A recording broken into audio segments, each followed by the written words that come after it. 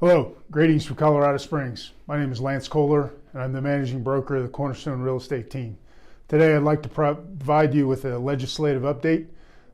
Today, specifically, I'm talking about a new bill that's going through the House.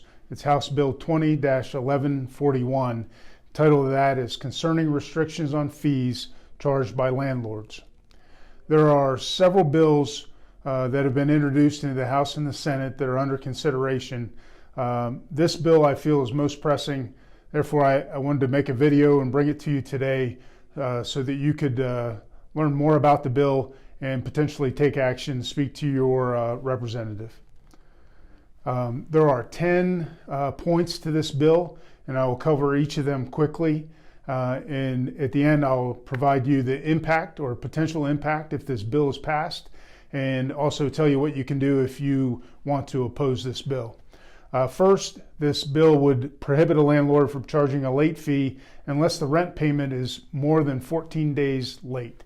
Now, the impact of that is it drastically extends a grace period for the tenant and provides no incentive for a tenant to pay their rent on time. Secondly, it prohibits a landlord from charging a late fee greater than $20 or the lesser of 3% of the rent amount or what the amount that is overdue. So that's maybe, depending on your late fees, it may be a drastic reduction in the amount that you're able to charge for a late fee. Third, prohibits a landlord from essentially evicting somebody for not paying late fees. So longer grace period, reduced amount for late fee, both of those don't provide any incentive for a tenant to pay on time, and now you cannot essentially hold it against them. In other words, you wouldn't be able to process an eviction for them not paying late fees. So no incentive to pay the late fees. A tenant, you cannot charge a tenant a late fee if the rent amount is late due to a subsidy provider. An example of that in Colorado would be Section 8, housing assistance. So if their payment is late, delayed, or in the incorrect amount, you won't be able to charge a late fee. You cannot charge a late fee more than once for a late payment. So some landlords and property management companies have maybe a graduated late fee where you have a fee that is charged the day that rent is late. So at the end of your grace period or the day after rent is due, you have a late fee. Then you may have a graduated late fee following that, or a daily late fee just as an incentive for the tenant to pay in full. You would no longer be able to do that. You would only be able to charge one late fee. Prohibits the landlord from requiring a tenant to pay interest on late fees. So you can't evict them for not paying the late fees. You're restricted on when and how much you can charge, and you also would not be able to charge them interest for non-payment of their late fees. You cannot take late fees out of a rent payment. So essentially, as we're reading this, the tenant, as long as they continued to pay rent, could stay in the property even if they had late fees every month. If they continue to pay their rent, you wouldn't be able to evict them. You wouldn't be able to charge them interest or charge them an increasing amount of late fees. So no incentive really for them to clear that debt. Landlord may recoup one or more late fees from a security deposit if it's no more than 180 days overdue and that you let them know in writing. I don't know why the 180-day requirement is in there, but if you had somebody earlier on in their lease and they paid late several times, they owe you late fees at the end of their lease. Assuming a 12-month lease, you would not be able to charge them late fees at the end of the lease for anything over 180 days. This one's a big one, I think, as a property manager, and if you're a do-it-yourself landlord or a independent rental owner, this may be significant to you as well. Landlords shall not require a tenant to pay any fee or other charge other than rent, except you can require them to pay a use-based fee that's described in the rental agreement. So first, let me talk about the use-based fee. An example of that may be if you have an apartment complex and has a common area with a gym, you could charge a use-based fee based on the number of times the tenant used the gym. So if they use the gym 3 times, you can bill that back to them. That would be a use-based fee. But what this does restrict is non-sufficient funds fee. So if a tenant bounces a check and your bank charges you $20 for that bounced check, you cannot turn around and charge the tenant for that non-sufficient fund fee. No fees for posting notices, a 10-day demand, for example, for non-compliance, non-payment of rent or non-compliance to the lease.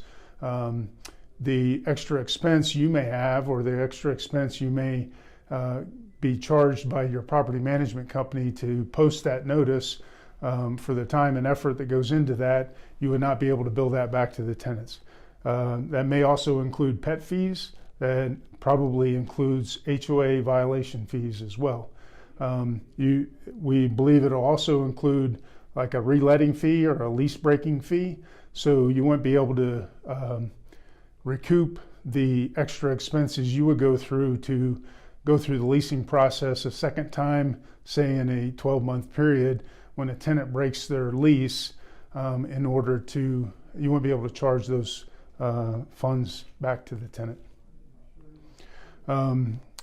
Last point, if a landlord provides a tenant a utility service that isn't individually metered, landlord will include the cost of the utilities in the rent and charge the actual cost of the utilities on a uniform basis. So for an example, on many of the fourplexes that we manage, the utilities are not separately metered. Typically electricity is, but gas, water, wastewater, trash is not. You would, according to this bill, if it's passed, you would have to include that into the rent. That may be an issue because now your rent is much higher than somebody who's not including those utility charges or isn't required to include those utility charges. The second piece of that is the actual cost. If you have to include it in the rent and the rent must stay fixed, your actual costs may be higher or lower depending on the month because utility costs go up and down depending on the time of year and the usage. So not sure how that would play out, but that could be an issue especially if you're managing multifamily units. Penalties. There is a $2,000 minimum fine for violation of this bill if it's passed. That is 3 times the amount of wrongly charged fees, but a minimum of $2,000, and economic damages and attorney fees and costs. So some impact if this bill passes. There's a potential for drastic impact on investment portfolios.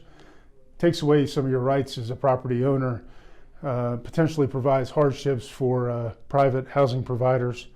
It increases costs and reduces reimbursements, like I spoke a couple slides back. That could bring a lack of profitability to your investment portfolio, and certainly impacts a fee-based property management company where we might have increased expenses with reduced reimbursement, the inability to charge fees for increased expenses, posting notices, chasing down late fees, chasing rent, late rent, etc. And potentially, you may see a larger sell-off of investment properties, which would reduce the amount of properties available for housing. What can you do? So first, you can contact the sponsors of these bills. The sponsors, Julie Gonzalez in the Senate, Serena Gonzalez Gutierrez in the House, and Yadira Caraveo also in the House. There's their contact information. We'll post this below the video in the text with the video when we send this out. You have email addresses and phone numbers. Second thing you can do, go to this website, leg.colorado.gov/findmylegislator, put in your rental property address, identify your specific legislators that will be hearing this bill, contact them, let them know what you think of the bill, let them know if you feel this is harmful to property managers, landlords, and tenants, please let them know. And here's an example of what you could send them. Again, we'll post this with the video. It'll come to you in the text or be posted below the video on our YouTube channel. You can modify that as you like. This is just an example of what you may want to consider. I hope this was helpful to you. Like I said, I wanted to bring this to you. This is fairly urgent. There are several new bills that are under consideration in the House and Senate, but I felt like this was the most important to get out to you right away. We'll send this information out. Look for additional legislative updates to follow. Thanks. Have a great day.